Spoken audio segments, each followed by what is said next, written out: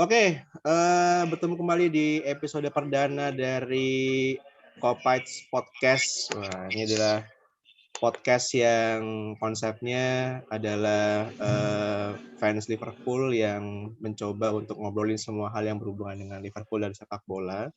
Jadi kalau teman-teman pendengar di sini biasanya kalau dengar podcast sepak bola itu apa box to box atau mungkin DPI itu kan podcast MU ya. Nah, memang kalau yang berhubungan dengan MU itu kan kita kadang agak sedikit gimana gitu ya. Jadi ini kita coba cari alternatifnya nih, cari alternatifnya yang lebih baik lah gitu dari fans Liverpool gitu. Oke, jadi nanti kita di podcast ini kita akan banyak ngobrolin soal Liverpool dan juga sepak bola. Dan di episode pertama kita kali ini dia sudah ditemani oleh sesepuh ya ini ya, sesepuh fans Liverpool garis keras ini ya, Mas Hari Sujatmiko nih. Gimana kabarnya Mas Hari? Alhamdulillah sehat. Ya, kenalan dulu dong. Selain Liverpool garis keras, saya ini anti MU garis keras. Waduh, ya betul ya. Terlihat kalau misalnya kita main FPL nggak pakai pemain MU ya Mas ya? Oh jelas dong. Jelas haram. Ya. Haram ya? Okay. Haram. Baik. Kalau ada nerangannya NFC itu yang pakai pemain MU itu berapa paling bawah? Oh iya betul. Oke, boleh perkenalan singkat dulu Mas Hari ini. Jadi Mas Hari ini adalah salah satu senior saya di kampus ya, yang kebetulan juga sama-sama penggemar Liverpool. Boleh cerita dikit mungkin Mas ngefans Liverpool sejak kapan, terus gimananya, boleh? Wah, ini kalau cerita tentang Liverpool ini panjang nih, Mas. Jadi pertama tahu Liverpool itu tahun 2001. Waktu itu masih zamannya Steve McManaman sebelum pindah ke Real Madrid ya. Jadi waktu itu subuh-subuh ada final UEFA Cup ya, Alaves lawan Liverpool. Itu baru pertama lihat nonton bola yang benar-benar jantung berdebar-debar di situ. Yeah. Sampai akhirnya Gary McAllister nyetak gol tendangan bebas dan Liverpool angkat piala UEFA waktu itu. Sejak saat itu sudah. Jadi awalnya kan kita generasi 90-an itu kebanyakan fansnya Liga Italia ya. Betul. Jadi zaman Roma, zaman Juventus, zaman Parma. Itu, nah Parma betul. Kelihatan tua nih. Nah pada saat itu sering langgan tetangga ada yang langganan tablet bola tuh. Kebetulan ada ada profilnya Steve McManaman. Pada saat itu langsung fans sama ini pemain keren banget. Terus pas nonton di final Piala UEFA, ini klubnya juga keren banget nih. Sejak saat itu memutuskan untuk jadi merah. Mantap. Merahnya merah yang beneran ya Mas ya? Oh jelas dong. Real red ya. Merah yang ada setannya rentan masuk neraka. Betul. Haram ya Mas ya, haram. Haram. Nanti kalau ada fatwa itu haram gitu. Jadi mulai zaman-zamannya pas dapat treble mini Mas ya? Ya betul. Piala UEFA sama Piala FA dan Carling. Dulu masih Carling apa ya? Lupa sih, Carling kayaknya. Jadi Piala kebul. Carling kayaknya. Ya anggaplah Carling kan.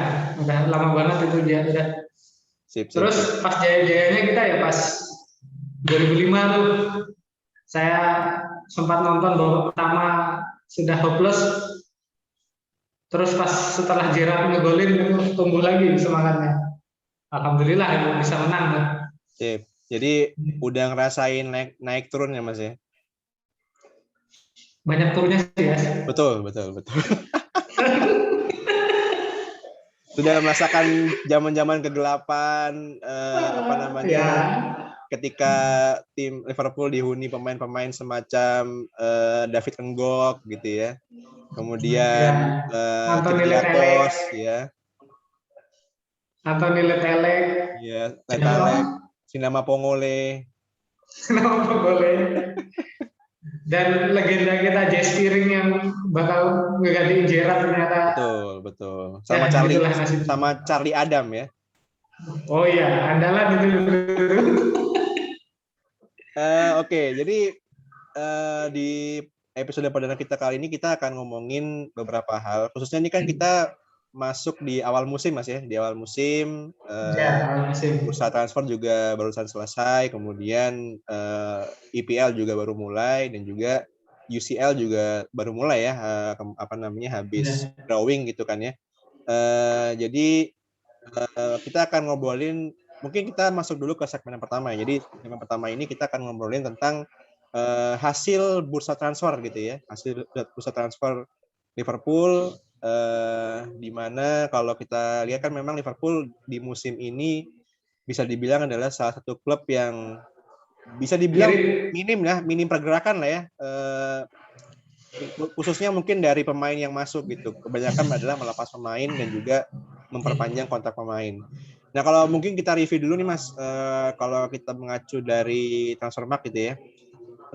Jadi kalau dari kedatangan gitu ya, Liverpool itu hanya membeli Konate gitu ya dari RB Leipzig seharga 40 juta euro. Kemudian sisanya itu adalah pemain-pemain yang kembali dari pinjaman gitu ya. Ya. Oke, seperti Minamino, kemudian Karius, Harvey Elliott gitu ya. yang Sementara disebut dong, Karius itu kan legenda. oh iya, itu legenda gitu kan. Maksudnya legenda Madrid kan?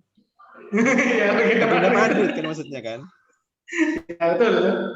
Oke, dan kalau jadi 40 juta keluar gitu ya untuk mendapatkan Konate, sementara yang keluar musim ini cukup banyak ya. Ada Harry Wilson itu ke Fulham 14 juta euro.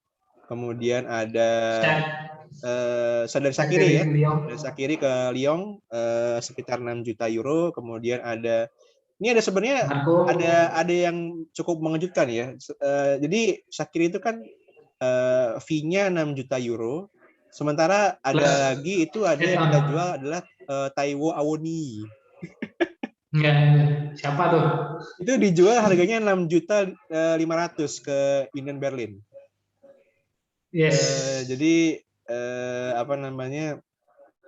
itu tadi ya Shaqiri, kemudian Wilson, Grujic ke Porto, kemudian Wijnaldum ini sangat disayangkan ya, free transfer ke PSG. Kemudian ada beberapa yang dipinjamkan ya seperti Ben Davies ke Sheffield, Rhys Williams ke Swansea, kemudian beberapa lagi gitu. Tranmere siapa tuh? Sepp van den Berg itu kemana? Oh ini Van den Berg. Ya. Ke Preston bukannya? Oh ya, Preston. Tranmere. Habis baca masalah Tranmere nih. Nah, dari overview tadi nih Mas, yang pemain masuk, kemudian pemain keluar gitu ya. Kalau dari Mas Hari sendiri gimana nih pendapatnya? Udah cukup baikkah hasil transfer Liverpool di musim ini atau gimana nih? Ya, sebenarnya kalau ngomongin transfer ini kembali lagi ke FSG ya. FSG ini kan salah satu owner yang sangat kalau dibilang pelit ya nanti kita gimana gitu. Itu kan sampai di demo kan itu fans pekan depan kayaknya mau ada demo tuh di Anfield gara-gara kita sangat minim pergerakan di bursa transfer. Cuman kalau melihat betapa keras kepalanya Jurgen Klopp, saya rasa seperti yang sudah-sudah ya, kita cuma bisa in Klopp with trust. Sebenarnya kalau jujur saja sih saya pengen ada satu tambahan striker ya di posisi striker siapa kayak gitu kayak untuk menjadi pesaingnya trio Firmansyah ini. Kalau Firmino kan sudah ada pesaingnya Jota tuh. Nah, yang sekarang kayak tidak ada saing. Kalau Salah kan memang sudah dari dulu sudah bagus ya. Nah takutnya nanti Salah pada saat AFCON sama Mane ini nggak ada pelapisnya, itu kita yang repot. Nah, sebenarnya kecewa juga kita nggak jadi datengin siapa Federico Chiesa, mungkin mimpi ya. Janganlah terlalu muluk-muluk kayaknya kalau gitu. Ya sebenarnya ya saya rasa sangat kurang yang di posisi penyerangan. Kalau posisi back memang Ibrahim Konate ini kayaknya Klopp itu takut kejadian kayak kemarin backnya cedera semua, makanya pembelian Konate saya rasa ini tepat. Cuman dengan tidak, kalau gelandang memang saya tidak mengharapkan ada pemain baru ya, soalnya kalau lihat dari pramusim di mana Taki, Elliot itu mainnya bagus banget, rasanya tidak ada yang perlu ditangisi dari kepergian Wijnaldum. Lagi pula Keita juga meyakinkan pada saat pramusim kan, ditambah Elliot. Cuman memang sangat disayangkan kita nggak nambah striker satu. Masa tetangga sebelah CLBK kita nggak CLBK juga sama Suarez gitu. Betul. Emang kalau Nah, misalnya itu boleh milih CLBK, lebih milih Suarez apa Coutinho? Suarez dong, walaupun sudah tua ya, tetap dia tajam. Kalau Coutinho kan kita nggak mampu kan nyampe gajinya Coutinho ya. Dia kan tinggi banget tuh minta gajinya kemarin. Kalau Betul. Suarez kan sudah tua, kita bisa nego tuh, nego gaji, mungkin bisa lebih murah. Tapi kalau Coutinho karena dia masih muda, nilai pasar masih bagus. Kemarin dia dipinjemin ke Bayern Munchen kan juga gajinya kan hampir lebih tinggi ya daripada di Barcelona itu. Makanya mungkin kalau CLBK ya mending sama Suarez saja. Atau kalau tidak, Daniel Sturridge sekarang itu lagi free transfer, gimana menurut? Itu lumayan itu jadi backup aja supaya Mane ada saingannya gitu. Masa Mane main jelek di 3 pertandingan pertama, nggak kayak nggak tersentuh dia tuh. Iya, memang kalau kita lihat kan memang dari sektor depan ini kan bisa dibilang, ya kalau kita mendengar opini-opini dari Pak Pandit gitu ya, atau mungkin orang-orang yang pemerhati Liverpool gitu ya, bisa dibilang semua sepakat bahwa kalau first team-nya itu udah cukup lah Liverpool itu. Ya, first 11-nya udah cukup. Tapi permasalahannya itu kan adalah kedalaman squad-nya gitu loh. Bayangin kita first team-nya itu udah bagus ya. Depannya ada Salah, ada Mane, ada Firmino. Tapi pelapisnya kayak Origi. Nah itu jomplang gitu ya, Jomplang gitu. jomplang. Jomplang banget gitu loh. Oke lah, ada Jota yang bisa jadi pengganti gitu ya, atau bisa ditukar-tukar sama Firmino suatu waktu gitu ya. Dan juga masih ada Minamino, tapi kan kita tahu sendiri bahwa kalau Klopp ini kan tipikal pelatih yang dia itu saklek sama first 11-nya gitu loh. Jarang banget ngeganti first 11-nya kecuali mungkin 1-2 lah gitu kalau emang ada keperluan rotasi. Kecuali di tengah. Betul, di tengah kan masih sering ada penggantian ya, kadang masang Elliot, kadang masang Keita gitu kan, kadang masang Thiago gitu. Memang tapi kalau kalau misalnya ada satu pemain yang Mas Ari kemarin di bursa transfer kemarin pengen banget nih sebenarnya kalau bisa gabung di Liverpool, itu ada nggak Mas? Ya tadi itu ya, kalau misalnya Anis ngelihat dari performa di Euro, sebenarnya yang memungkinkan itu Jeremy Doku itu loh. Dia masih muda yang pertama, harganya tidak terlalu mahal, posisinya juga sama dengan Mane, jadi bisa dia tuh memberikan pressure gitu loh. Jadi sekarang Mane itu main jelek pun Aman. dia nggak ada masalah, aman kan, karena nggak ada yang menyaingi. Sekarang Firmino sejak ada Jota kemarin, ketika dia jadi pengganti bagus mainnya kan. Yeah. Nah, di sisi lini depan kita itu yang tidak sama sekali tidak ada ini loh, tidak ada persaingan gitu loh. Sebagai catatan ya, Minamino itu kan posisi aslinya itu gelandang. Kalau dia mau dijadikan pesaing atau pelapisnya Mane itu kayaknya nggak cocok ya. Harusnya ada winger satu. Makanya saya berharapnya kemarin Jeremy Doku. Yang pertama muda kan, muda, potensial, apalagi dengan pelatih yang pinter ngasah pemain muda kayak JK itu rasanya cocok banget itu Jeremy Doku. Padahal untuk beli Doku nggak perlu Doku ya, nggak perlu banyak Doku ya. Iya. Iya itu Dokunya dipakai sama FSG buat ngembangin bisnis mungkin ya. Iya itu tuh. Karena sebenarnya itu ini agak-agak out of topic ya, tapi sebenarnya mungkin kalau dari sudut pandang fans itu kayaknya mungkin sayang banget ya. Kita kan sejak juara UCL 2019, kemudian tahun depannya juara IPL gitu kan, terus cup yang lain ya seperti Super Cup, kemudian Club World Cup itu kan bisa dibilang momentumnya udah dapat nih, momentum kita lagi di puncak-puncaknya nih. Dan sebenarnya itu bisa dipakai buat menarik pemain-pemain potensial gitu ya, pemain bintang berpotensial untuk gabung gitu. Karena kan sebenarnya kalau pemain-pemain sekarang ini kan bisa dibilang udah dapat semua kan ya, udah juara liga, udah juara UCL gitu kan. Motivasinya pasti akan menurun dibandingkan pemain-pemain yang belum pernah. Yang belum pernah dapat itu. Nah, gitu. Cuman nggak tahu kenapa karena kebijakan pemilik yang kayaknya sangat perhitungan gitu ya dalam beli pemain gitu kan. Jadi mungkin kita ngerasa momentumnya tuh lepas gitu loh. Sekarang malah justru kayak City, Chelsea, bahkan MU ya, yang akhirnya CLBK Jangan disebut. Oh ya, kita sebutnya apa nih? Haram ya. Klub yang ono aja. Ya, klub sebelah yang merah sebelah itu kan bisa dibilang irinya itu adalah klub merah sebelah itu pelatihnya jauh banget lah levelnya di bawah Klopp gitu ya.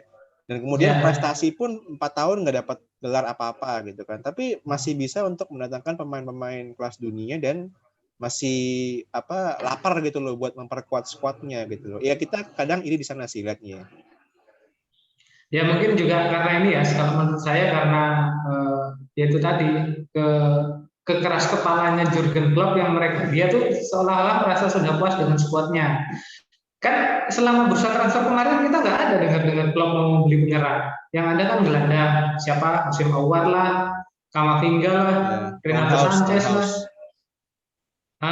Siapa yang Nehos yang orang Jerman itu ya? Ya, dari Gladbach. Ya, itu terus nggak ada kan kita selama ini dengar Liverpool mau beli Suarez misalnya, atau siapa gitu, atau CLBK sama Coutinho enggak. Bahkan jangankan yang dari sumber-sumber yang sumber-sumber yang valid kayak James Pearce, terus Paul Joyce, rumor-rumor dari desan aja nggak ada tuh Liverpool mau ngambil penyerang siapa gitu kan, bahkan ini. Bahkan tire sekelas desan gitu ya, nggak ada berita gitu. Iya. Nah, itu corner tier 5 pun nggak pernah merumorkan kita mau beli striker itu kan, nggak tahu memang Jurgen Klopp ini sudah sayang banget mungkin ya, atau dipelet kali itu sama trio Firmansyah itu dia tuh, makanya kayak nggak berubah-berubah skuadnya kan. Sekarang yang punya saingan sekarang otomatis cuma Firmino ya. Betul. Salah itu untouchable memang, ya memang permainnya dia juga bagus nih. Yang masih angin-anginan kan si Mane nih. Mane ini kadang bagus banget, kadang jelek banget, tapi dia tetap aja untouchable karena nggak ada gantinya gitu loh. Itu yang bikin repot. Oke. Jadi kalau menurut Mas Ari sendiri mungkin dari komposisi squad yang sekarang itu yang mungkin masih punya celah gitu ya, masih bisa dibilang jadi titik lemah yang bisa dieksploitasi itu mungkin posisi apa nih Mas? Apa posisinya Mane tadi atau mungkin di posisi yang lain atau yang gimana? Yang di depan. Di depan ya. Apalagi nanti ada agenda AFCON ya. AFCON itu kan Mane sama Salah otomatis bakal membela negaranya. Terus siapa yang menggantikan mereka tuh? Kalau tengah itu kan kita sudah nunggu tuh, ada pilihannya banyak.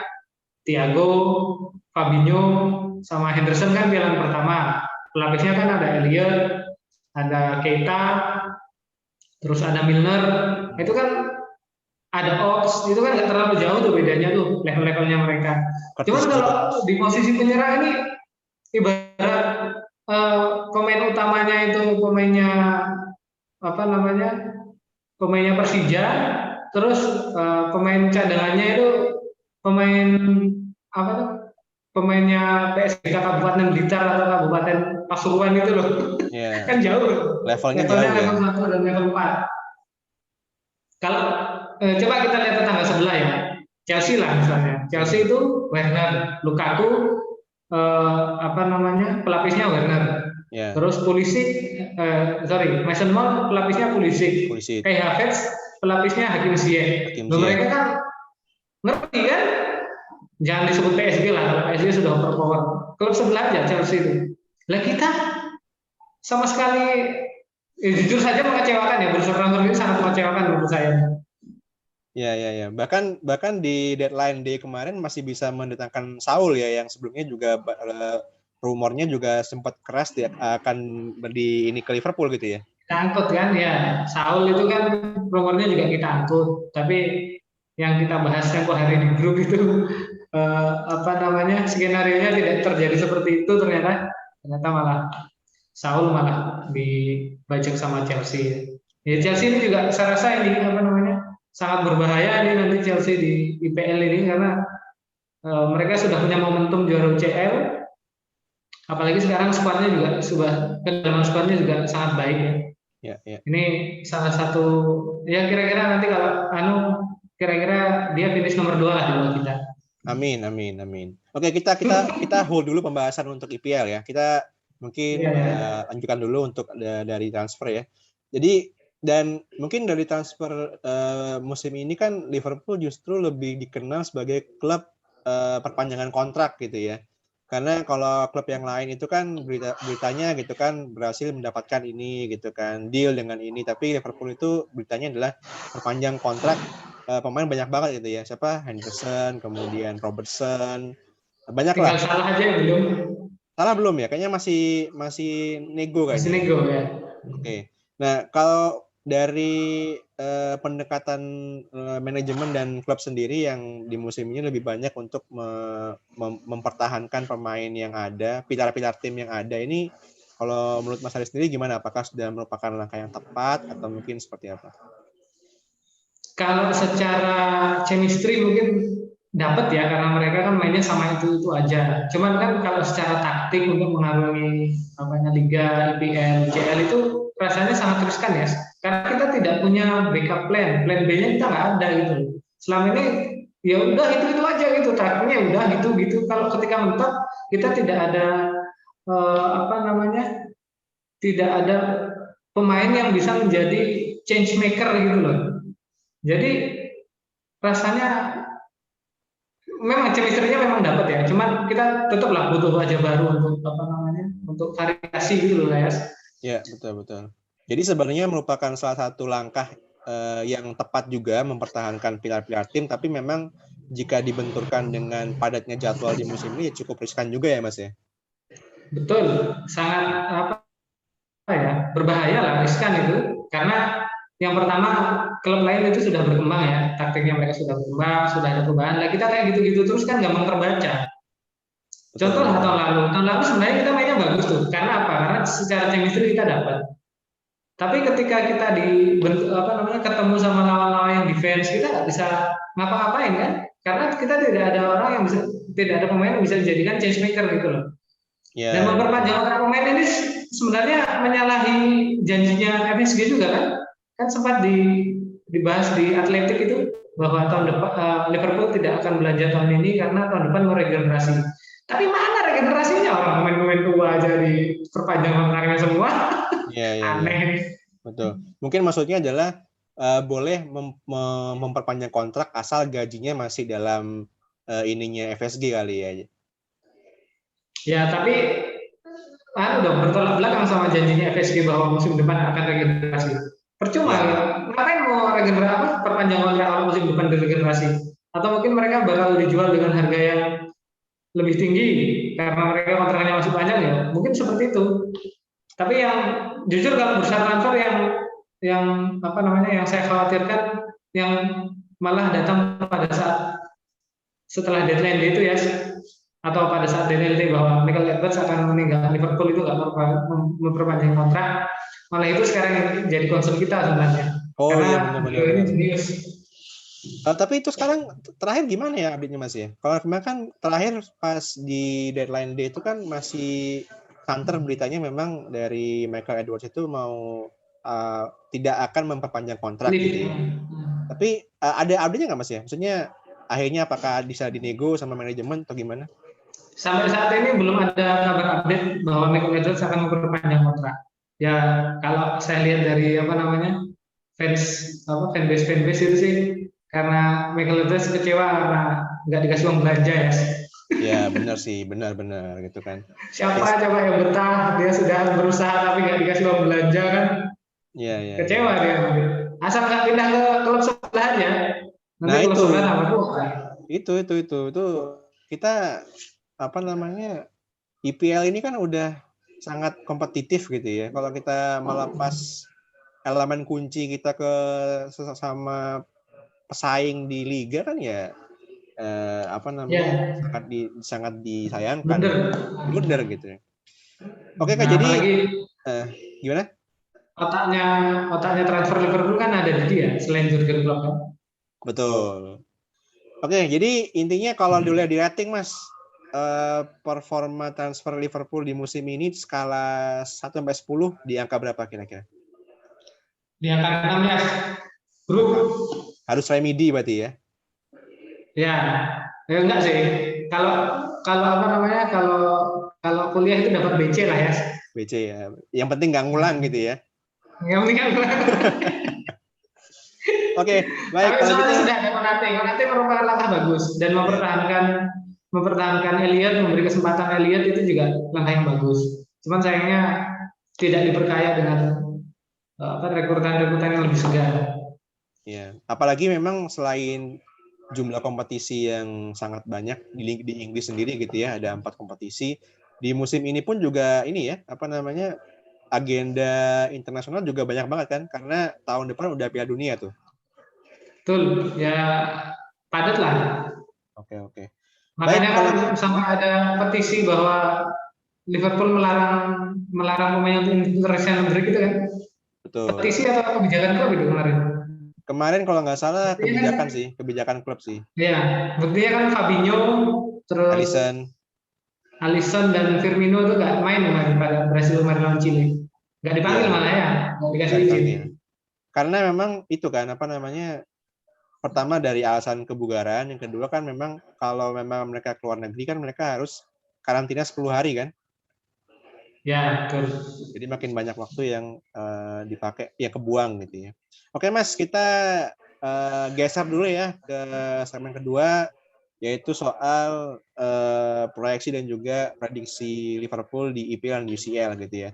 Kita mungkin bahas dulu dari segi IPL Mas. IPL sampai pekan lalu udah melewatkan 3 game week ya, 3 pertandingan dengan Liverpool mendapatkan poin 7 ya, hasil dari 2 kali menang dan 1 kali seri. Dan posisi terakhir itu Liverpool posisi berapa ya kalau nggak salah ya? 7, kalau nggak 6, 7. Karena poinnya sama semua tuh, pemimpin dari nomor 1 sampai nomor 6 itu sama. Sama ya. Kita selisih apa namanya? Gol. Selisih golnya yang kalah ya. Oke, Bahkan sama dari Chelsea sebenarnya kita nggak kalah. Sama Chelsea itu kita cuma kalah huruf C sama huruf. Soalnya selisih golnya sama semua kan. Cuman ya, karena huruf C dia di atas kita. betul. Oke, nah dari 3 pertandingan nih Mas. Pertandingan pertama kita menang away 0-3 lawan Norwich gitu ya. Terus kemudian game week kedua kita menang di kandang lawan Burnley 2-0, dan di ketiga kita kemarin imbang lawan Chelsea meskipun Chelsea hanya diperkuat oleh 10 orang pemain gitu kan. Nah, mungkin kalau kita melihat dari 3 pertandingan ini kan bisa dibilang masih terlalu dini gitu ya. Tapi kalau mungkin melihat dari 3 pertandingan ini, apakah secara permainan ataupun secara ini sudah on the track gitu ya, atau bisa dibilang masih kurang sesuai ekspektasi nih kalau menurut Mas Hari? Ya, kalau secara hasil ya, result 3 pertandingan itu seperti yang saya ungkap sebelumnya ya, bahwa chemistry antar pemain Liverpool itu masih dapat ya. Apalagi dengan adanya Van Dijk, 2 clean sheet di pertandingan utama itu sudah membuktikan bahwa kita benar-benar kehilangan sosok Van Dijk musim lalu. Karena musim lalu kita kalah di Anfield dari Burnley itu. Betul. Akhirnya bisa balas dendam kan. Sekarang bisa balas dendam. Yang disayangkan ini sebenarnya pertandingan ketiga lawan Chelsea. Tapi dari segi permainan sebenarnya kita masih cukup sangat mendominasi gitu ya. Saya rasa dengan tim ini, dengan chemistry seperti ini, kalau tidak ada cedera-cedera lagi, kita masih bisa bersaing lah di papan atas IPL ini. Nggak kalah lah kita dari klub-klub sebelah itu, tim-tim sebelah. Oke. Jadi kalau kita Menurut ngambil saya, sampel dari 3 pertandingan pertama gitu ya, memang mungkin yang paling disayangkan di terakhir ya lawan Chelsea ya, karena kita pertama mungkin main di kandang gitu ya. Yang kedua kita udah unggul jumlah pemain ya, dan kita nggak bisa konversi itu jadi kemenangan gitu ya. Karena kita kalau yang berikutnya kan kita harus melawan Chelsea di away gitu kita dengan komposisi squad Chelsea yang bisa dibilang sangat baik di musim ini gitu kali ya. ya. Nah itu tadi kenapa pertandingan terakhir kita seri ya itu hasil cerminan dari bursa transfer kita ya. Buntu. Ketika buntu kan gitu kan nggak ada pemain yang bisa jadikan pilihan untuk jadi change maker kan. Polanya cuma gitu-gitu aja. Dulu kita kekurangan pemain kreatif ya, sayap tapi yang kreatif gitu. Jadi kan kelihatan banget pada saat pertandingan ketiga tuh Mane itu sering kehilangan bola, apa namanya, tusukan-tusukannya ke kotak penalti juga sering gagal gitu kan. Dan ketika salah di apa namanya dipegang sama Kante sama Azpilicueta kan tidak ada orang yang bisa menggantikan perannya gitu loh untuk penetrasi ke dalam kotak penalti lawan. Jadi kita untuk gitu-gitu aja sudah. Itu itu cerminan dari bursa transfer kemarin. Ya, Tapi artinya secara chemistry, secara permainan masih sama lah dengan apa namanya semangat pada saat 2018, 2019 ataupun 2019, 2020 masih kayak gitu. Apalagi kita tambahan Elliot ya, Elliot ini pemain muda yang sangat menjanjikan ini nanti. oke. Nah, mungkin kalau tadi sempat disinggung mengenai Elliot gitu ya. Mungkin kita agak geser dulu ke salah satu pemain yang bisa dibilang dia udah datang dari musim lalu tapi baru bersinar di awal-awal musim ini, yaitu Tsimikas gitu ya. Ini kan kalau katanya apa forum-forum atau fanpage itu kan Kang Imeng gitu ya, karena mukanya ngantuk habis make gitu ya, Mabok. habis mabok gitu ya. Nah, kalau lihat Tsimikas sendiri nih dari 2 pertandingan awal, dia kan main pas lawan Norwich sama lawan Burnley gitu ya. Dan kalau nggak salah di 2 pertandingan tersebut dia juga ngasih assist gitu ya, masing-masing Asis sekali ke Jota. Jota kalau nggak salah ya. Nah, itu ngelihat Tsimikas sendiri di musim ini gimana? Apakah dia cukup punya peluang untuk menunjukkan dirinya siapa, atau ya Klopp mungkin akan lebih memilih Robertson gitu ya, karena di pertandingan-pertandingan yang di liga gitu. Kalau si Mikas ini ibaratnya Neymar yang hidup di zamannya Messi. Ini si Mikas itu bagus, cuman Robo itu overpower gitu loh. Sama Ya, kayak dulu apa namanya Neymar di Barcelona, dia bagus, cuman Messi kan overpower. Dan ya, Robo ini benar-benar nggak punya paru-parunya 4 mungkin dia nggak punya capek. Kemarin baru selesai cedera aja langsung main kan. Itu betul. harusnya si Mikas dulu tuh biar Robo benar-benar fit. Tapi memang si Mikas kalau dari apa ya dari kita lihat dari YouTube ya, dari YouTube apa namanya highlight dia main itu memang dari Olympiakos dia memang bagus. Dia tusukan-tusukannya sebagai wingback. Dulu kayaknya di Olympiakos dia malah gelandang kiri ya, tapi diturunin sama dijadikan LB sama si Jurgen Klopp. Memang bagus asisten dia bagus. Cuman memang tidak banyak mendapat kesempatan karena Robo itu nggak ada capeknya loh. Main di mana aja dia. Tiap Ya, pekan main, tiap liga main ya. Salah satu pemain yang menit bermainnya paling banyak musim lalu kan Robo.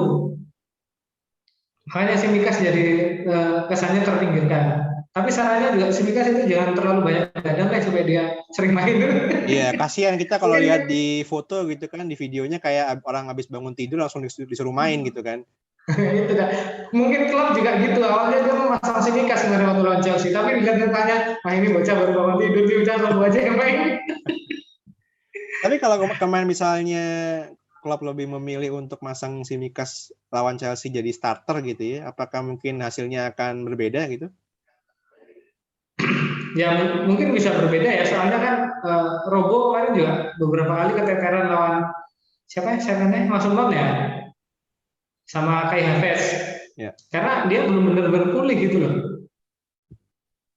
oke, Gol oke. pertamanya Havertz, Lukaku dari sisinya sana. Sorry. Havertz ya yang Havertz. ngegolin. Oh, Oke, tapi oke. bukan dari sisinya Simikas ya, itu dari servis ya. Ya, agak Tapi ada memang ini tidak sih. optimal Robo ya. Sering dikasih umpan terobosan juga nggak apa, kayak larinya kurang kencang deh kemarin. Ya, harusnya Simikas sih kemarin yang melakukan Chelsea. Ya, mungkin Klopp punya pertimbangan bahwa itu kan big match gitu ya. Jadi mungkin menurunkan Robertson yang mungkin secara mental lebih punya pengalaman kali ya, gitu ya pertimbangannya mungkin ya. Ya, Oke, jadi itulah kalau kepala batunya Klopp yang oke, terlalu percaya sama starting eleven-nya dia. betul. Jadi kalau kita tadi mungkin overview dari Mas Hari, kalau dari 3 pertandingan awal ya permasalahannya Liverpool masih sama ya. Artinya kalau bertemu dengan tim yang parkir bis, parkir busway gitu ya, parkir KRL, itu masih belum nemu caranya Buntu. buat ngebongkar gitu ya. Nah, masih buntu. Oke, baik. Kemudian kalau kita coba lihat proyeksi lah Mas ya, proyeksi atau peluang Liverpool di IPL musim ini gitu ya. Kalau dari Mas saya sendiri, kira-kira dari segi peluang, lebih besar peluang Liverpool untuk membidik sebagai juara, atau mungkin lebih besar top 4 lah atau big 4 di musim ini? Kalau top 4 itu kita masih bisa bersaing ya. Dari 3 pertandingan pertama kan kelihatan tuh, walaupun Chelsea itu juga skuadnya lebih bagus ya. Kita kita dengan skuad yang itu aja dari tahun 2018 sampai sekarang itu sama, kita masih bisa ngimbangi Chelsea dengan yang dalam tanda kutip sudah merevolusi skuadnya, termasuk ganti pelatihnya juga. Rasanya kalau top 4 kita masih bisa kita dapat itu. Karena saingan kita juga nggak bagus-bagus amat lah ya. Mungkin Pep Guardiola juga mungkin sudah bosan di Manchester City, makanya pekan pertama dia juga kalah, walaupun pekan kedua dan ketiga ngegas ya. MU juga, klub sebelah juga merah sebelah juga itu walaupun pemainnya bagus tapi pelatihnya Mr. Bean ya, aku nggak begitu khawatir lah. Yang jadi saingan kita ini sebenarnya si Chelsea ini. Tapi kita kemarin berhasil mengimbangi Chelsea, berarti kita bisa peringkat 1, Chelsea peringkat 2 lah nanti kira-kira. Oke. Masih optimis saya kalau di PLS. Asal dengan disclaimer bahwa squad atau mungkin lebih khususnya first 11 itu bebas dari cedera gitu ya. Betul, pasti. Kalau kita kemarin nggak cedera ya, Van Dijk atau siapa namanya, Matip nggak cedera bersamaan itu, kita kan berapa? 9 pertandingan awal kan kita nggak kalah tuh. Kita kalahnya baru setelah Van Dijk cedera itu kan, dihantam sama si Koplak Pickford itu. Tapi kalau nggak salah musim lalu tuh pas kita dibantai Aston Villa berapa tuh, 7-2 ya kalau nggak salah ya. 7-2 kalau nggak salah ya. Itu Van Dijk setelah itu kita kan peringkat 1. Kita juara paruh musim ya. Asal kalau kamu ingat musim lalu kita juara paruh musim loh. Ya, tapi kan setelah paruh musim baru kita keteteran. Kita kan udah sering juara paruh musim terus di akhir musim turun. Ya itu makanya pemain-pemain sudah pada kecapean, nggak ada backup, pemainnya itu aja ya sudah. Ya. Tapi kalau misalnya seperti ini dengan ini sebenarnya sangat menjanjikan skuadnya. Walaupun memang harus ditambah mungkin window transfer depan ini saya harapannya ada tambahan 1 pemain lagi ya. Oke.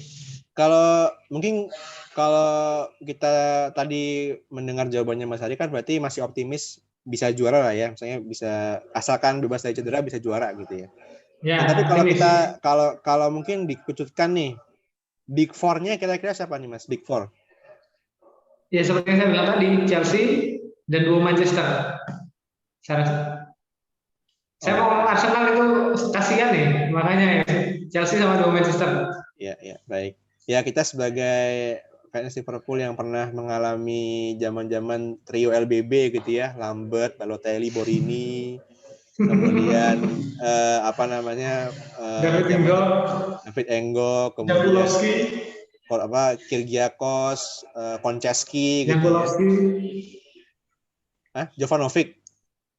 Jovanovic.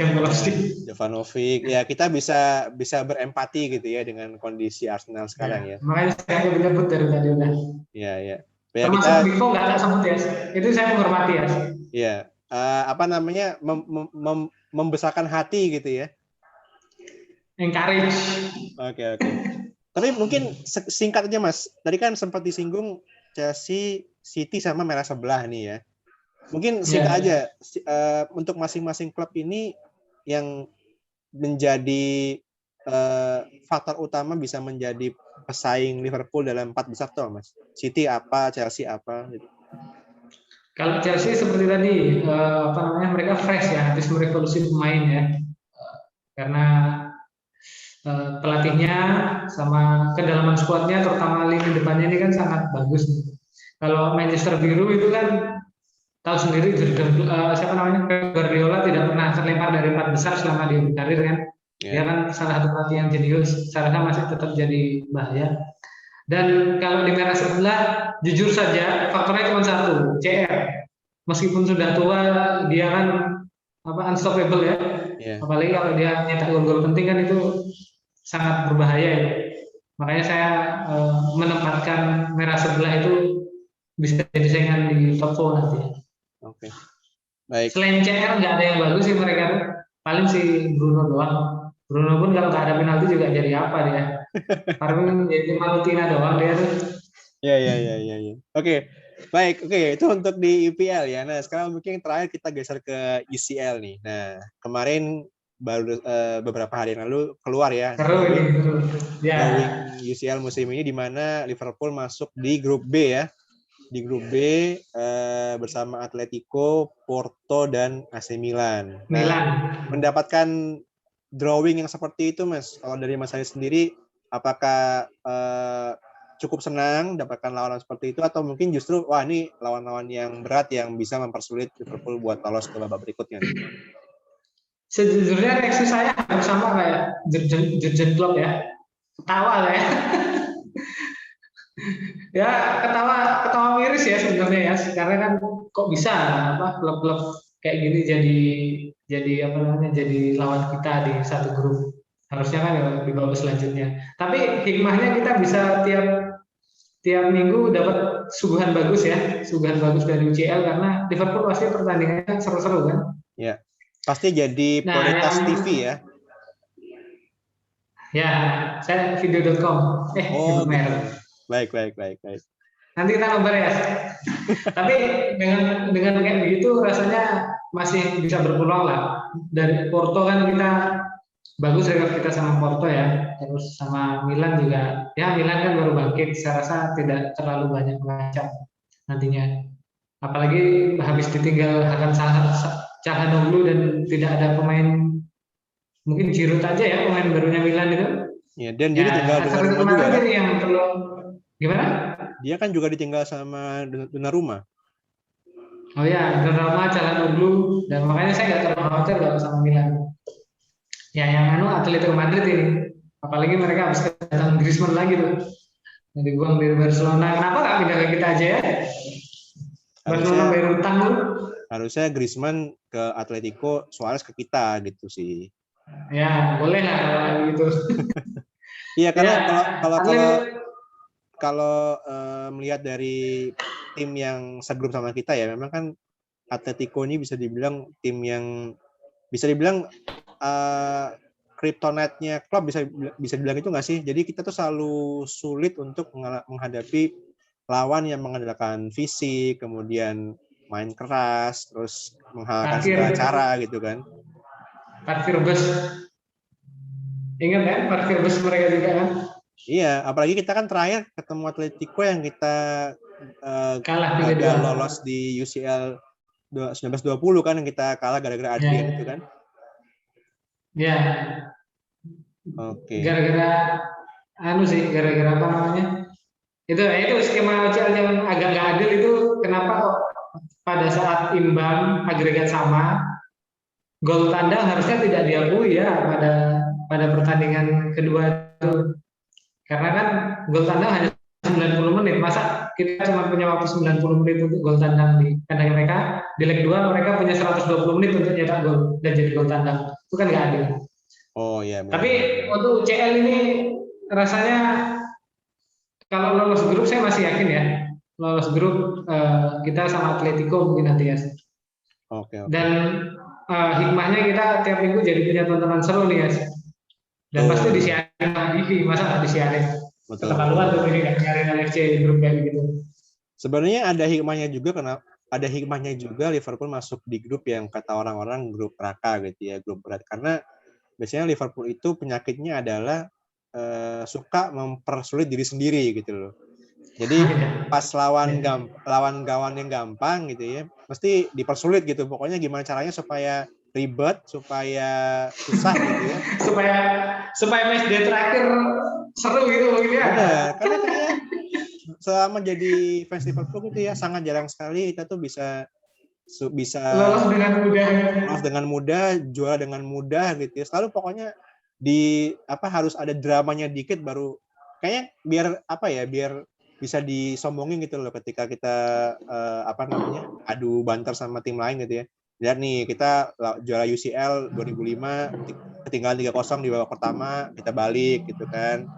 Terus pas lawan apa gitu, kita bisa balik. Nah, jadi kayaknya penyakitnya emang diri sendiri gitu loh. Nah, kalau lihat dari komposisi tim yang lain ya, oke lah, Atletico kita udah paham lah ya. Kemudian kalau Porto itu kan memang tadi, selama kita nggak aneh-aneh gitu ya, nggak mempersulit diri sendiri, harusnya bisa kita lewati lah. Bisa.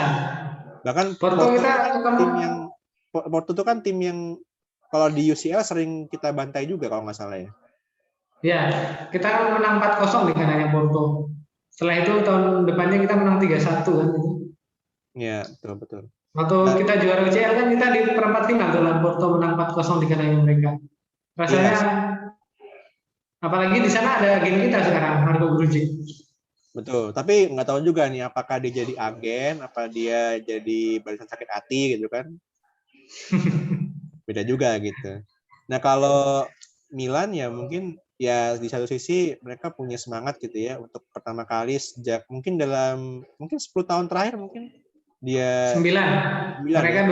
2013 masih main, karena 2012 mereka kan juara ya. Serie A. Setelah 9 tahun absen di UCL gitu ya, mereka balik. Tapi mungkin ya melihat dari squad sekarang, ya mungkin posisinya hampir sama kayak waktu Liverpool 2014 kembali lagi ke UCL gitu ya. Setelah kita nyaris juara di musim sebelumnya, peringkat 2, lalu kita masuk UCL tapi cuma jadi pelengkap gitu ya, kalah sama Madrid, kalah sama apa tuh yang ya zaman-zaman dark age lah, zaman-zaman kegelapan gitu ya.